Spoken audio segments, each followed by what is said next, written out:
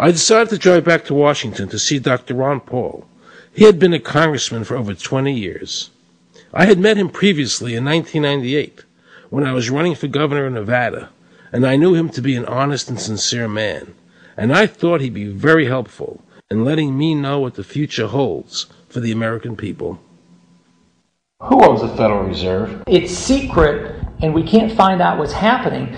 But the Congress created it, and it's not authorized in the Constitution. Why in the world would the American government borrow money and pay fees on it when it has the authority to make the money itself interest-free? So the Federal Reserve is actually an illegal entity functioning within government. It's illegal, and what we have given to this so-called agency is the authority to counterfeit money. Do you have any points of view about the Federal Reserve and how the Federal Reserve operates? They just enter something on a computer. Oh, you need 20 billion today. Here's 20 billion, but they got that out of thin air. It came out of thin air. It goes to the Treasury. The Treasury then pays the bills. So it's no different than monopoly money.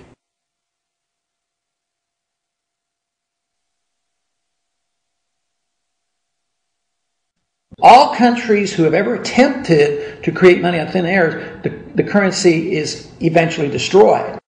What happened to the gold in Fort Knox? Nobody really knows. When I served on the Gold Commission, I asked them to really, do another audit. I remember it was 15-2. They said, we don't need to audit the gold. So that puts private bankers in control of the American gold. They could have taken all of America's wealth. That's a possibility. Shouldn't the Congress stand up and say, where is the American people's gold? They're not audited. They control the money of America, and it's not audited? There is no audit. Oh, wait a second. Doesn't the Federal Reserve work underneath the Congress? Congress ignores their responsibility to do any oversight. In the final analysis, the Federal Reserve bankers, with the help of the Democrats and Republicans in Congress, have swindled the American people. They have taken the true wealth of America, the gold, and given us a piece of paper in return. And again, not a word from the press. These frauds are going to continue until Congress is no longer intimidated by the Federal Reserve bankers, and Congress uses their legal authority to shut down the Federal Reserve System and to stop this loss of our freedoms. Is there a law that requires people to file a 1040? Not explicitly, but it's certainly implied. Well, implied by force. Yeah. But is there a law? I can't cite a law, no. I cannot. But, if they think it's the law and they have all the guns, it's an authoritarian approach. Well, yeah, but that's authoritarianism. Yeah. That's not a country run by law. Do you think America is going deeper and deeper into becoming a police state? And if so, in what ways do you see that as a congressman? Yeah, I think we're moving in that direction because there's not much we can do without permission. The absence of a police state is that people are free, and if you don't commit crimes, you can do what you want. But today, you can't open up a business, you can't develop land, you can hardly do anything. You can't go to the bank, you can't go to the doctor without the government knowing what you're doing. And they talk about medical privacy, that's gone. Financial privacy, that's gone. The right to own property, that's essentially gone. So you have to get permission from the government from almost everything. And if that is the definition of a police state, that you can't do anything unless the government gives you permission, we're well on our way.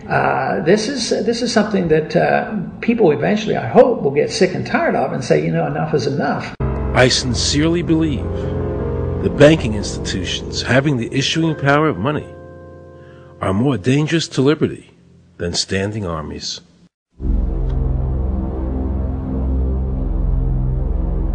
The government's now putting a national ID card together and they want checkpoints. We will be carrying our papers, and they have recommended there'll be checkpoints throughout the country. Isn't that what Nazi Germany did that everybody in America was against? Papers, please. May I see your papers? In the new legislation, the national ID card is in it. It takes 3 or 4 pages to describe, and it will be connected with our driver's licenses. The states will be instructed on exactly what they have to do. Social security numbers will be used. Some type of a physical proof, such as fingerprints or retinal prints, have to be on it.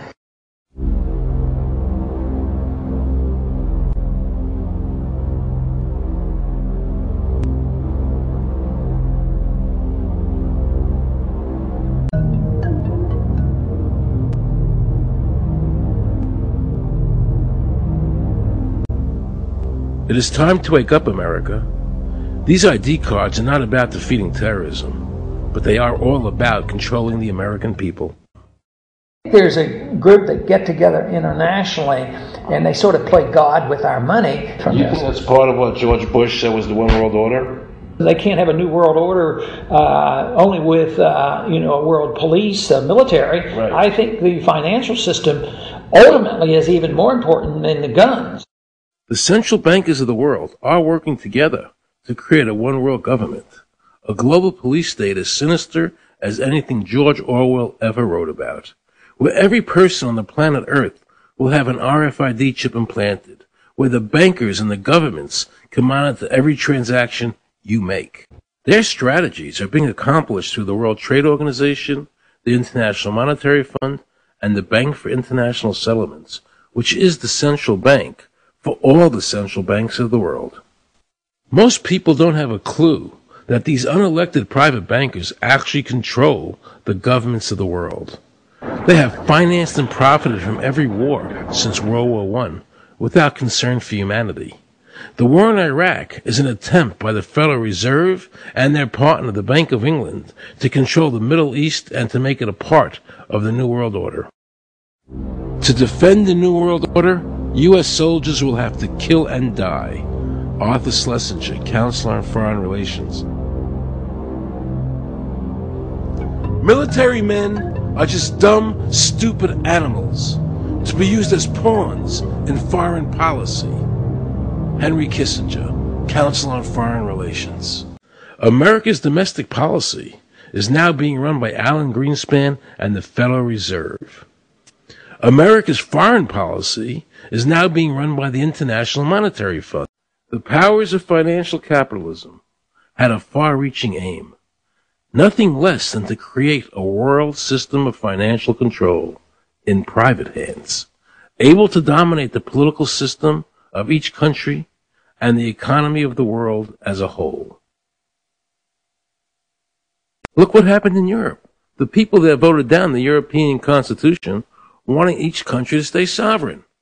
Yet the private central bankers are pushing the governments forward to make this constitution happen, even though the people voted against it and clearly do not want a world government nor one European government.